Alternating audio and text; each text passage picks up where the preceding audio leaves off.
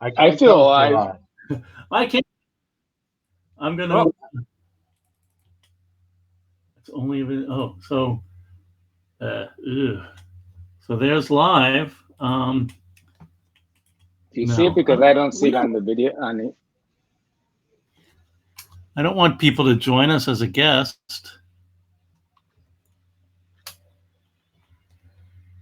No, it's happening, dude.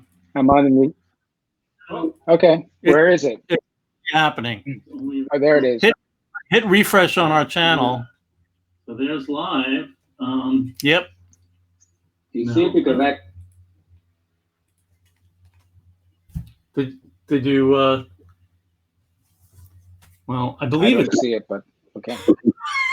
All right. Well, it's our second live stream. There we are. I see us. Kind of. I finally see us. I'm playing around. Let me send this out. Let me send this out to the audience here. I'm playing around with this thing. And so, okay. I really want to send this out myself. So. No, I see it now. What is that link so that we can tell our friends that we're doing? Okay.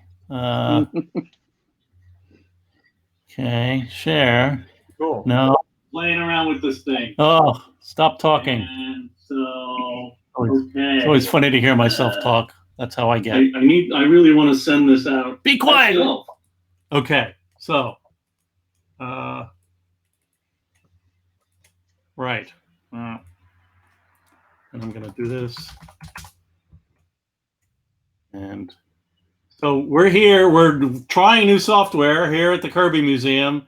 I've no idea. Well, no, we know something of what's going on, but it's all brand new. We're pushing buttons and making sure streams happen.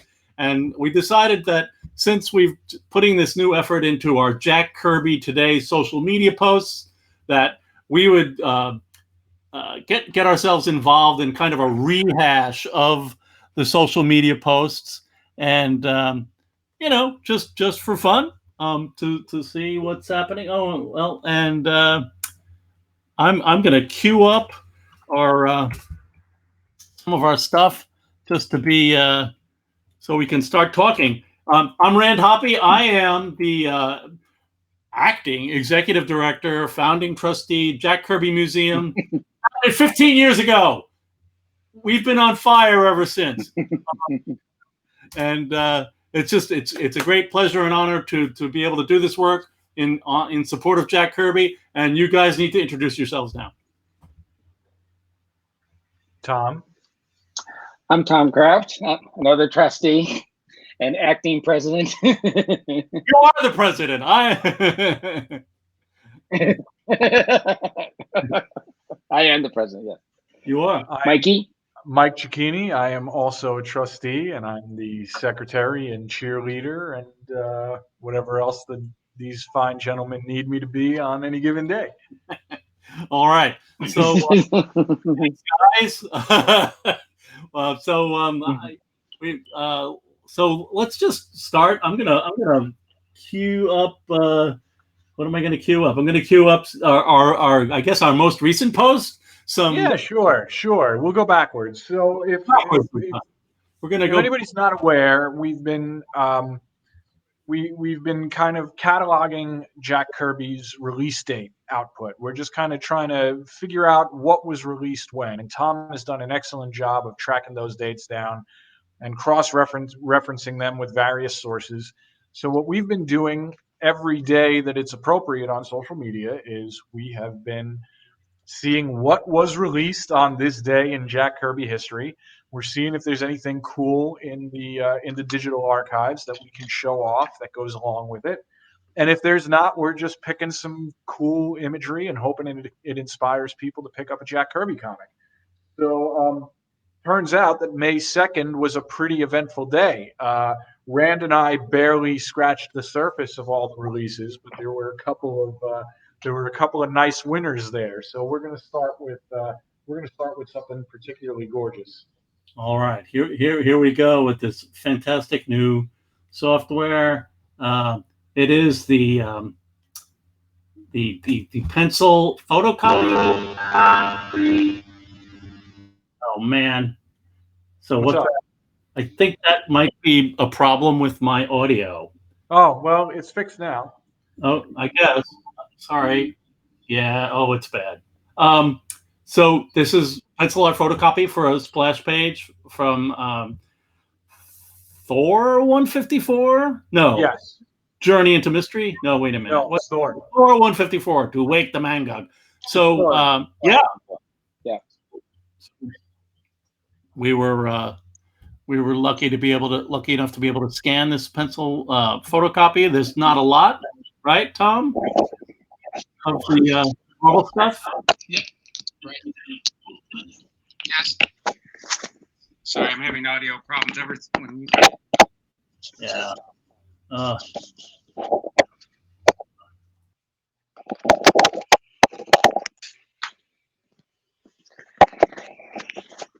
Is that you, Rand? I think I just had myself on mute and it was still happening. Huh. That's really strange. I don't hear anything now. It sounds fine now. I think we're back. Yeah. Okay. Can you dismiss that join me live thing by any chance? Yes, I can. Blink. Beautiful. So, Rand, why don't you tell everybody about about just the importance of these photocopies, just in case they're new to our efforts here. Well, the thing about this is that this is certainly a unique photocopy because it is a photocopy that came from the Marvel offices. And it may not have even been originally been a photocopy. It might have been something else and was eventually photocopied. A lot of times, the Marvel would photocopy the work and send it to Jack so that he could keep track of the continuity of his stories. And so this was clearly photocopied after the letterer lettered it, but before it was inked by Vinnie Coletta. We have a significant collection from the Kirby family of photocopies that were taken by Jack and Roz in their garage because their son Neil was able to get them an early copier machine that they could have actually in their home. These things were huge, and that was like 1972 or 73. So we're looking at like a what you would call a photocopy from 1968. It's a rare bird, it's really something special to be able to see Kirby's pencil art, like in even as a photocopy. And just from and I believe we have several pages from this issue as well, not just the splash page. Right. And just to, from a kind of procedural standpoint, like a storytelling standpoint, is that Stan Lee's handwriting up top? Fight between Thor and Loki, broken up by bolt from Odin, Loki flees.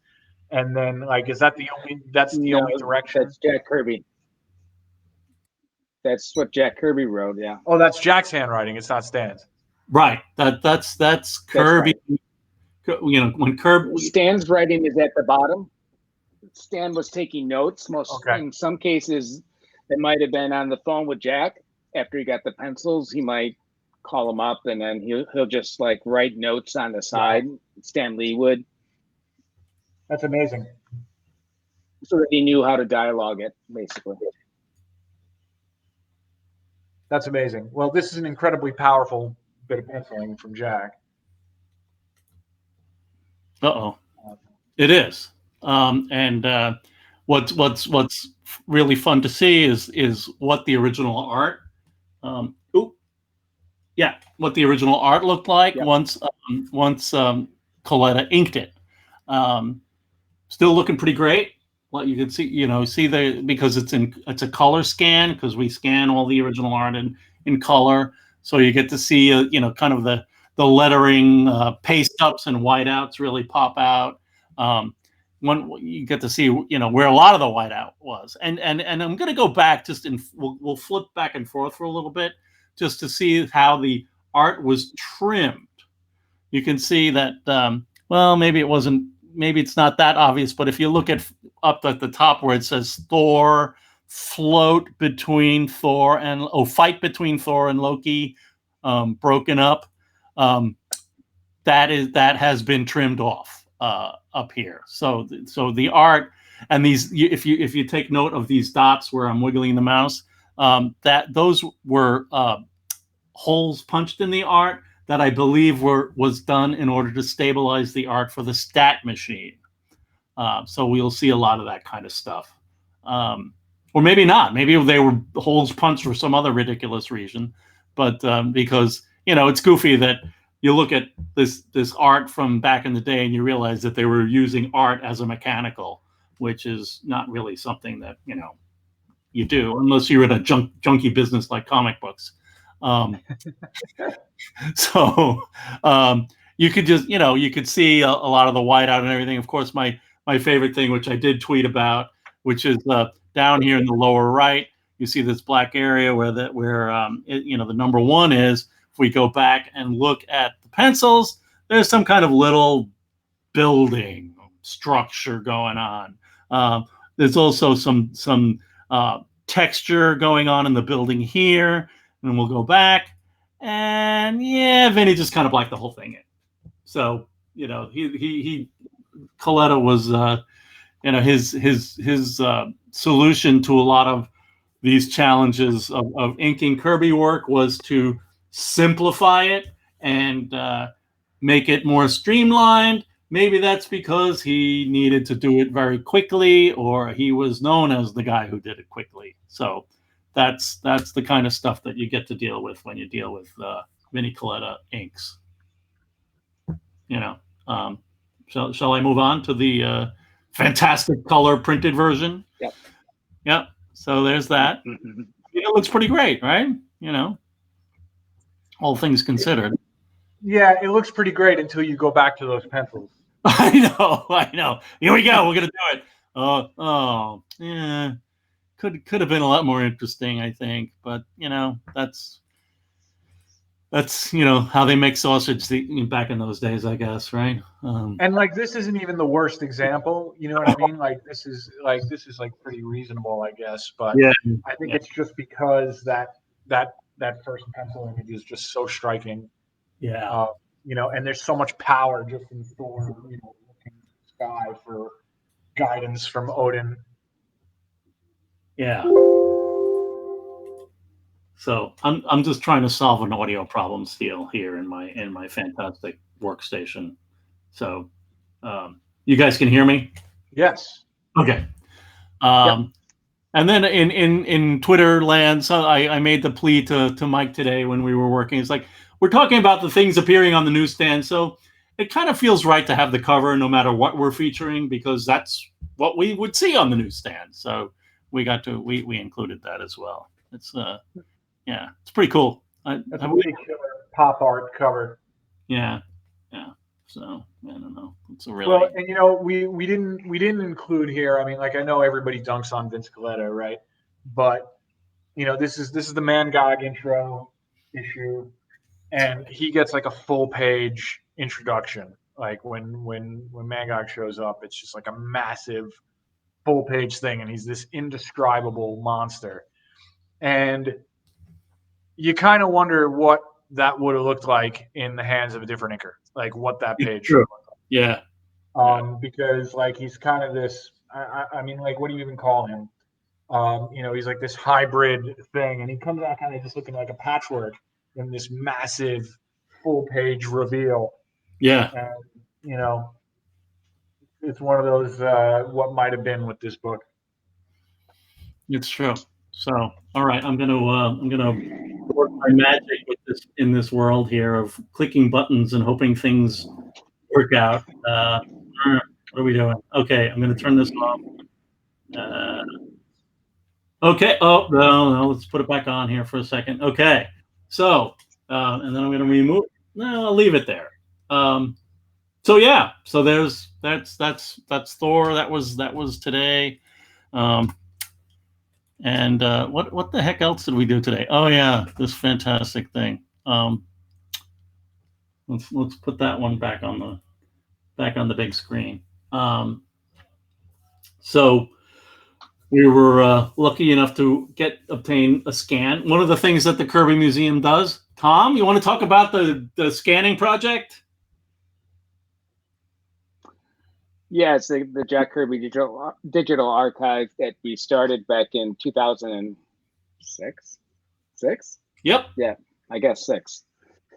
Yeah, so it's so the main purpose is, as you know, there's a lot of art out there, but a lot of it is in dealers' hands or collectors' hands. So we go to them, and we also attend conventions, and we scan. We bring a scanner with us, and we scan as much art as we can, and that's including the photocopies and all the other commission work. We're well over 12,000 pages right now of scans. So we have a vast archive that we could pull from, and it's also a historical record of everything Jack has done. And we're not done. I mean, we're currently doing a catalog, trying to catalog all of Jack's published and unpublished comic book art, and we're almost complete with the published art, and we're well over 22,000 pages. So just gives you an idea of how much art that Jack Kirby output and how much more stuff.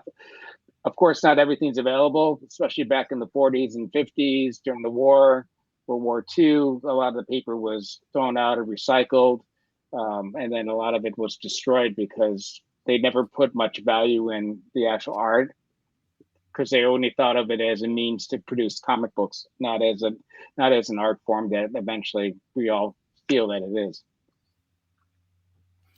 So when we were looking at the Jack Kirby Today database, where we have issues that are correlated to publication date, this was one of the issues. It was Tales of Suspense 92 with some really sweet inks by Joe Sinnott on Captain America. I love the way Joe Sinnott inks Cap's chainmail tunic.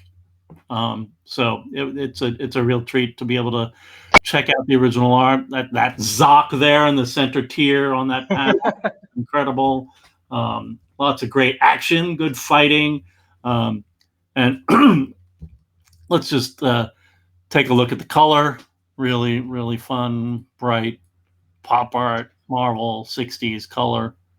Yeah, it's really, really cool. Zoc. Yeah.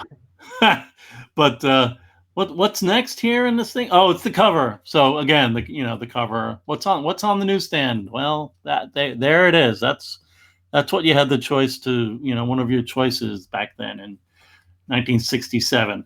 But this issue and this page is actually pretty hilariously well known in Marvel Comics culture. It gets called like a classic no prize page, because what you've got is Cap down here on the bottom right. Okay, mister, I'm ready for you, so let's wrap it up. Only one of us is going to walk out of here under his own steam. And then, it ends up that on the next page it says, and it won't be me, which, yeah, oops. So that's just one of those things where, Peter Parker gets called Peter Palmer, Spider-Man gets called Superman, Bruce Banner gets called Bob Banner. Remember that? It's like, so, oh, excuse me. And then, so there's a really great goofy moment from Stan Lee in his haste scripting these comics. I'm gonna turn that off and come back to us. Hello, we're back. What the heck? We're gonna find. Well, let's continue to go back in time. Oh yeah, fantastic! What a great page. Sergeant Fury. And this is Dick Ayers inks. Dick Ayers inks. Yep. Just some really and early. You can see Stan Lee's notes at the bottom of the page.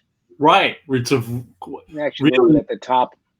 not trimmed much on the bottom. It has that about, you know, an inch and a half worth of stuff.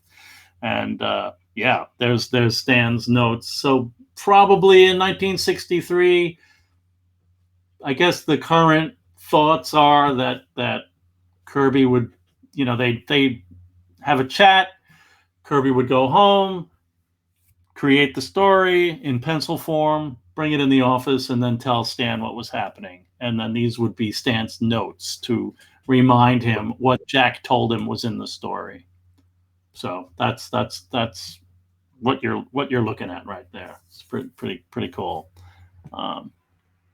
Yeah, lots of you know, full figures in action on this one. It's really cool. There's so much. A lot of text, a lot of dialogue too, though. Yeah, that's true. Yeah. At the bottom. But there's so much. I mean, like 1, 2, 3, 4, 5. Like in 6 panels, this gets so much done. Like the amount of movement on these is insane. All right, let's take a look at the color. Woohoo! Yeah. That's pretty nice. Yeah. Kind of a junky scan. I don't know where I got it from. But yeah. So there's that. I'm gonna come back to us again. Hello, and we will continue to go back in time through our feed. Hello, it's it's the Hulk.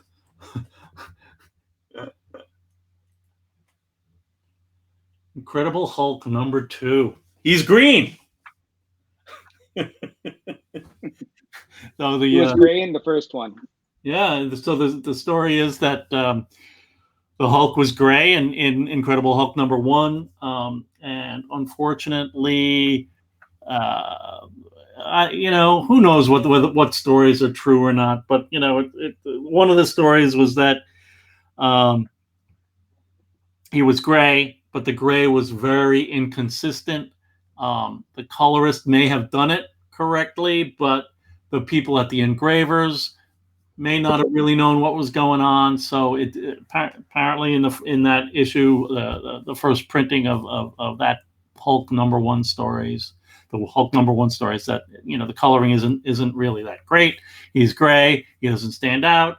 I know one of the other things that's come up is the you know, maybe well, there's all kinds of conjecture, but the one that I kind of like is that the Aurora Frankenstein model had been a smash commercial success, like, you know, a plastic model that you could put together and then paint. And that Frankenstein model was significantly green on the box. And you know, people have suggested that, you know, Martin Goodman, the publisher, saw the Hulk, said, yeah, let's make a monster. That monster toy model is really selling well. Let's make a monster we can do a monster hero comic like Frankenstein. And put the issue out and then said, why isn't he green? Come on, we got to cash in on that green monster thing. Who knows? It's an interesting theory. I'm also a big fan of these early Marvels where they would put the very thick colored borders on the word balloons. They stopped doing that after a certain period of time, but they really do evoke that like 62, 63 thing from Marvel. Let's what else we got? Oh yeah, inked by Ditko. So. Yeah, this Hulk face is so amazing, and I think the flat Hulk head kind of plays into what you were saying about the Aurora Frankenstein kit. Yeah, but it's the opening of the chapter 3 of this where I feel like it looks the most like Ditko. Right, we'll head over there. Yeah. Wow. Yeah, the smoke is so Ditko-like. Yeah, like that feels like Ditko to me. Yeah. Very cool. All right. Let's. And there's nothing else notable about Hulk #2. Like, Yeah. I don't think the Toadmen became terribly important in the Marvel pantheon. That's the thing about the Hulk was that it was deemed a failure, or they canceled it after 6 issues. It's almost like they didn't. Then there's that story that Larry Lieber tells about having witnessed Kirby getting into an argument with Stan Lee and walking out of the office and tearing up some Hulk original art pages, and putting them in the garbage, which Larry Lieber then took out of the garbage can. So there was a problem, with like where the Hulk was going. And I guess Stan didn't like the story that Jack drew, or wrote and drew. So yeah, that was so they had some problems with the direction of the book. But then when the Hulk came back in Tales of Astonish, who knows how many years that was, or how much time that was, but it actually seems that it was Ditko who turned the Hulk into like a rage monster. That like these comics here are a little more like it's nighttime and he has to hide in a cave, and it wasn't quite like the rage monster thing that the Hulk we all know and love. That apparently Ditko had made that change, like he made the red and yellow Iron Man outfit. That was also Ditko. So that's Iron Man was gray and gold, and then Ditko came along and said, "Let's go with this." So we owe a lot to him. He's really great Marvel creator. So there's our Hulk. What's next? Let's continue going back in time. How much longer are we going to do this? Until people tell us to shut up. All right. I can't read the feed. I got too much going on. So are there any questions? All right. Tom and I are on it. All right. We're on. Okay. Yeah. So this is we're only getting chat on in YouTube. We're not getting it in this application. No, we're not. Yeah, I see that. I'm looking. I see it. So, so this is this was interesting. Well, I'm not going to get into it, but anyhow, this was we in our database of comics that was May 1st, Black Cat Mystic 58, Gizmo. Just kind of a cool splash. It's a fun mid 50s story.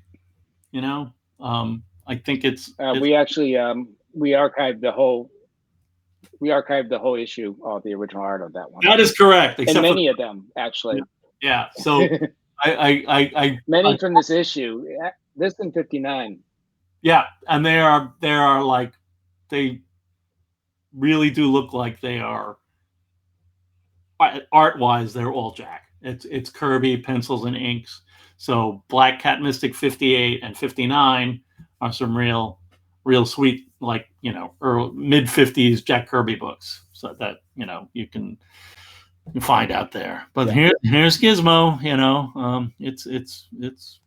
It's kind of cool. They had that series in there, Mr. Zimmer, who was like a ghost, a friendly ghost who would read stories to his kids. Mm-hmm. The fabulous Mr. Zimmer. Yes, Mr. Zimmer. Tell us more. So that's Gizmo from Black Cat. Do you remember what the story was about? I can't remember. Something about Gizmo is a big robot and befriends this kid. It almost sounds like a Disney movie that came out, or a movie that came out like 10 years ago. Oh, the Iron Giant. Same or kind of plot. Yeah. Everybody was afraid of him, but he was actually friendly or something. I didn't read it. Yeah. I just found the art. All right. Let's see. Oh boy. Oh boy. Yeah. So we've got this incredible thing. Let's take a look at who's who in the DC Comics. Darkseid, inked by Greg Theakston. you know, that was 1983 or 85. 82? Yeah. Oh, 85. Wow. Yeah. And one of the things that they did when this came out, they started doing a lot of these, you know, things what you would call a surprint, you know, with the using the red art, like that. DC started doing a lot of that, and you can take a look at the what we have scanned. You can see here is the piece of paper that Jack Kirby drew on, and you can see that the bottom portion is still his pencil art. It wasn't inked, right? I mean, you know, there it is. It's not part of the published work, which is kind of cool to see pencils like that. And but you'll also note that to the left of Darkseid, you can see that the piece that was printed was erased because it was inked on vellum. It was inked on an overlay, and then the production department would use this vellum overlay to create the red. And yeah, it's there's some kind of weird paste up action going on Darkseid's head here. You know, it's kind of sad to see the erasing, but yeah, I mean, there it is. I mean, it's funny to somebody commented on Darkseid has Darkseid's miniskirt. Yeah, the miniskirt. Oh, yeah. I actually went out on the internet and tried to find, like, you know, where and what and why Kirby might have given him a little kilt or something, and I don't know. So somebody with more knowledge about costumes might have something to say about that. I always just assumed that it was supposed to evoke like a Roman centurion thing. You know, that was always kind of my. I found that, and you know, I found those references, but like none of them are just like a skirt like that. They're usually they usually have like flaps or pleats, you know. So it was yeah, I felt it was a little inconclusive as to what's going on there. But yeah, so there's some Kirby Theakston from 1985. What do you think was up with that paste up? Oh, the head? Yeah. Oh boy. You know, it maybe it might have just been a wholesale quote unquote fix by Theakston to Darkseid's head. You know, just like he might have inked it, and then the editor came back and wanted him to change it or yeah, modifications. Yeah, said like it's not readable or blah blah blah. Can you give me something else? And Greg might have done that. So. Or perhaps the head was drawn too small, and that's a stat, and they just enlarged his head and stuck it there. I don't know. Yeah, you know, it's funny though. You can see that there's whiteout on it, on the lips and the nose and the brow. Yep. So I see that. You know, yeah. I mean, it's taped on. It would have been interesting to pull the tape off. But yeah, you know what? I think the small head is probably the best answer. I could see it. You know, it works for me. You know, but who knows? Let's continue going back in time. Oh, Destroyer Duck. That's fun. Destroyer Ducks of Instagram. Yeah. All of you Destroyer Ducks out there, step up.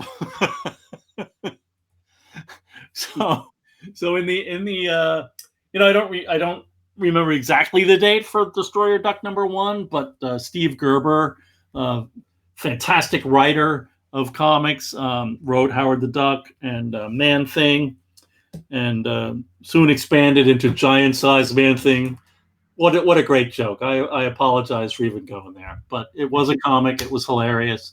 That Steve Gerber's writing was great. I loved it. I loved his Defenders at the time, and Howard the Duck, and he ended up having like legal problems with Marvel about like what was, you know, again, it was kind of a work for hire. Who owns what? Why, you know, was it on spec? Was it, you know, was instance and expense? You know, that kind of junk that comes in with legal stuff, and so he needed some help for a legal fund. So a bunch of people, I think Mark Evanier actually spearheaded the publication of Destroyer Duck #1, and it was the first appearance of Gru by Sergio Aragones, and with Mark helping that, and Destroyer Duck was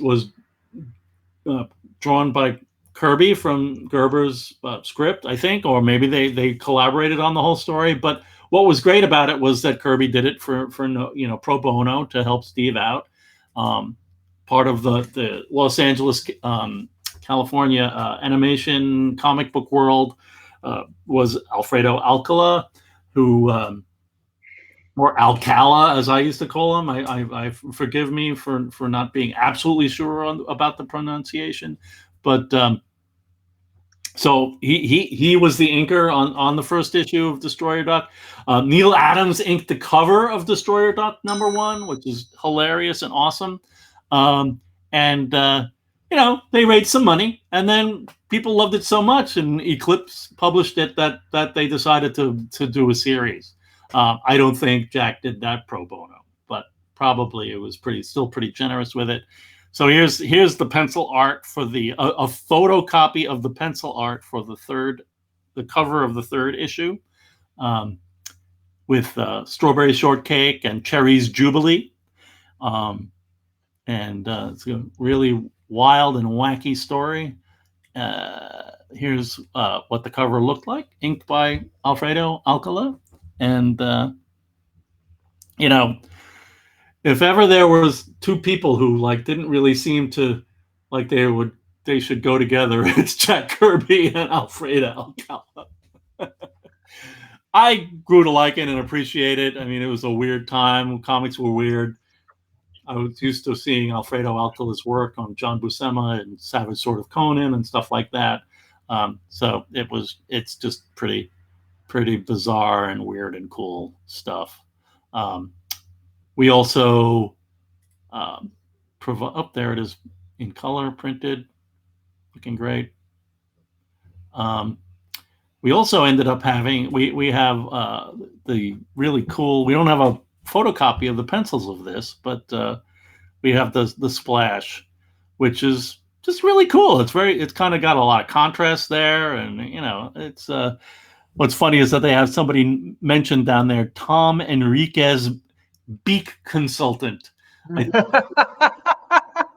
that was an acknowledgement that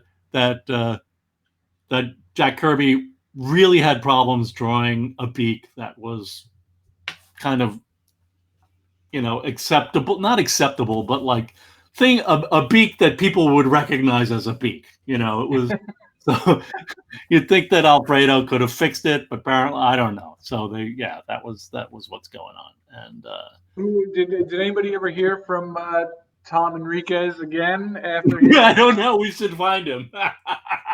Tell us more about your work on Destroyer Duck. Yeah. So there's Tom Enriquez. If you're out there, get in touch. Let's do a beak consultant retrospective. Yeah. Are there other beaks that you have? Yeah, please let us know. We'd like to hear from you. Yes, I think that a collection of Destroyer Duck is another one of those great collections that could really come out. That would it would be a really fun thing to pull together, you know, just to acknowledge Steve Gerber and Jack and Alfredo and have them all together. And I don't know, you know, I guess my general idea is that, it would be a really nice packaging job, and I apologize, but perhaps a new coloring, I don't know. Maybe, So what's preventing this from happening? I don't know. Drive. I think, I mean, it's I suspect that, no, I don't think I think it's just, the drive to make it happen. I think it could be worked out. There's No, but I mean, like, there's no like legal hangups. no, or anything. absolutely not. I don't think so. No, I don't think so. There's somebody out there is a Steve Gerber estate, and there are Jack Kirby people around. Mark Evanier is kind of the nexus, I think, for this project. So I don't know whether he's inclined or not. Actually, I've never spoken to him about it, but it would be something, to find out more about. A little more time travel. Yeah. What do we got? Oh, Joey got his T-shirt. That was nice. Here's some Boy Commandos. We don't. This is the reprint in the, what was it, from '72 of the first appearance of the Boy Commandos, April 20. Yeah. So we weren't able to find scans. Rand prefers, and rightfully so, I guess, that we try and work from scans of the original printings of the book. Like, if we're going to do this, let's do it right. We didn't have anything handy for this first Boy Commandos story. Like, it's easy to find. Like, DC put out one of those nice omnibuses a few years ago. But, Right. So we had to pull from a scan of Mr. Miracle #8, which reprinted this, which I think was kind of cool. That DC was like, hey, we've got Jack working for us. Let's educate the kids on some of the earlier stuff that he did as well. I never bought these off the stand, but I did buy them as back issues, and there was a lot of like 100-page super spectaculars coming out at that time. So I was reading a lot of Golden Age comics, but you know what? Once we got those 24, 25, 26, 27 page stories from Jack, and they didn't put these in anymore, that was a lot better. Like the Glory Boat, what is it? Is that 27 pages or something? It's just incredible. But up until then, they had to adjust to the page count. So Kirby was working, doing 18, 21 page stories, and then they would put these in to fill. Once the whole competition that DC and Marvel had when Kirby left Marvel to go to DC, and then they raised prices and page count, and then Marvel reduced the page count and faster than DC did. So suddenly, if you were a kid and you went to the newsstand, you'd be presented with 15 or 20-cent comics from Marvel and 25-cent comics from DC. Guess which ones you're going to buy. So yeah, it was that was a time. Forgive me for the digression.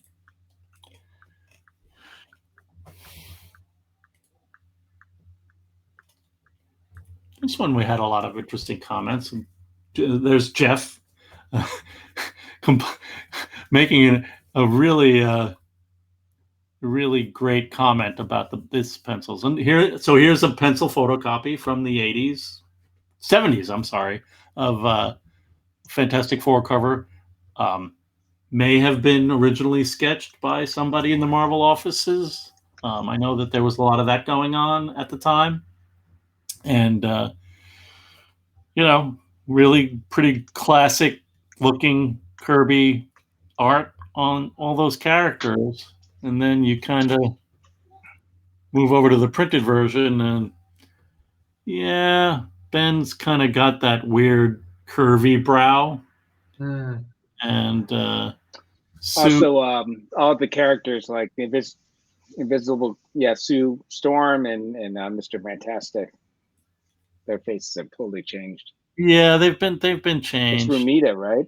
Yeah, that looks like Romita to me. Yeah, it's too bad. They really had this idea that there was a house style, and the house style was John Romita or Joe Sinnott, not Jack Kirby. So and this thing on the At that things, time. yeah, that brow thing, man. Like, really? that's like that's like when we have that scan of the Civil War spread from Captain America's bicentennial battles, where with all the horses, and Cap is in the foreground, yet yelling like "No!" or "Ah, look at all these horses!" And you look at it, and you look at the original art, and then you look at the printed version, and you're like, "Holy jeez, they fixed Captain America's like little wings on his like above his ear." Like, really? Like, you had to change Captain America's wings to make them look more on model? That was crazy. So they were looking for work. you know. Anyhow, so yeah. Still only 25 cents. It's still cool that we had that photocopy though from, the Kirby family taking those copies. It's really nice. And Marvel Cinematic Universe fans will recognize the Destroyer from his brief appearance in the first Thor movie. That is true.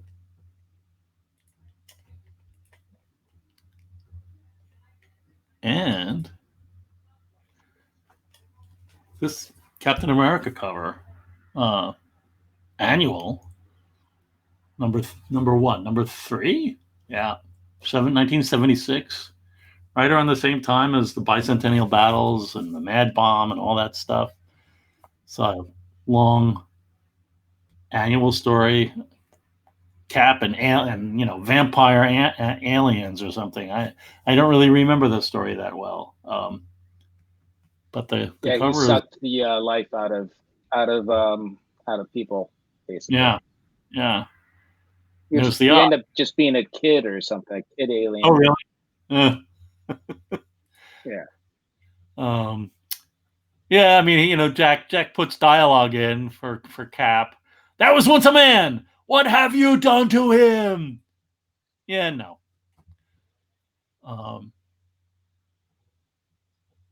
No, it's a really, really nice inking job.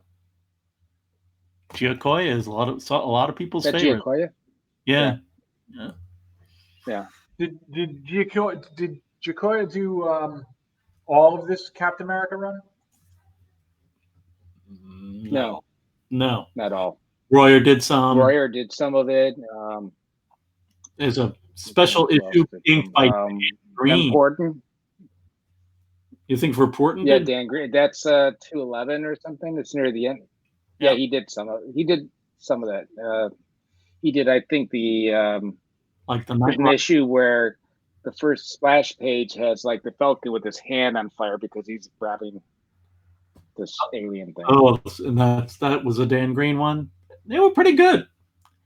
And the color job is nice too. I love the yellow highlight on the monster. It's pretty cool. I like it. So, does anybody out in YouTube land have any questions or anything in the feed? Is anybody saying anything? Are we speaking into the ether?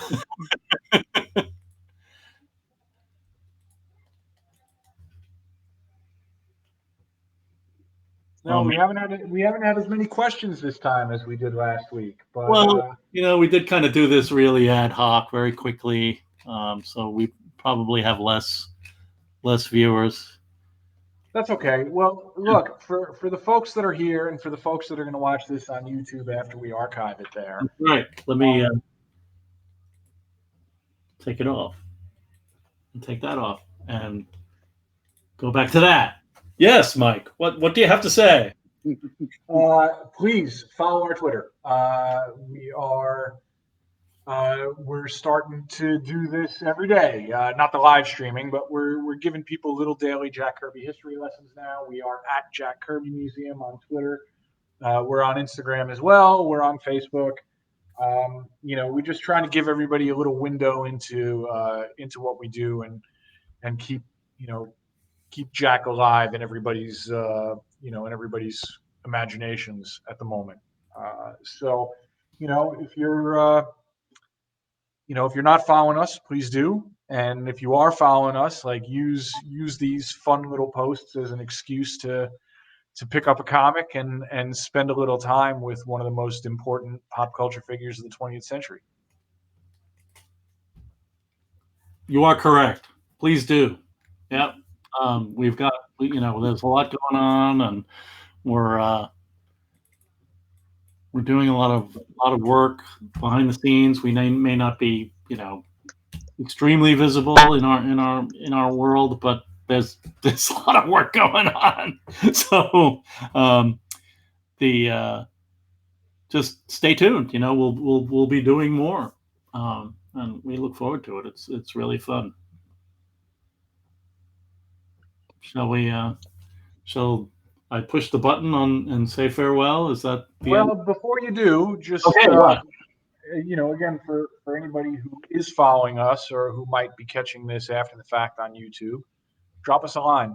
And let us know what you would like to see. There's a ridiculous wealth of information that Tom and Rand have about Jack Kirby history, and so we'd like to know what everybody wants to see on our social media feeds, and what they'd like to see these guys really dig into, and we'll see what we can do to show them off for you. Yep, that's it. Cool. Sounds good. Right. Thanks, guys. Thanks, everybody. Thank you. Yeah. Bye-bye. Bye-bye. Bye.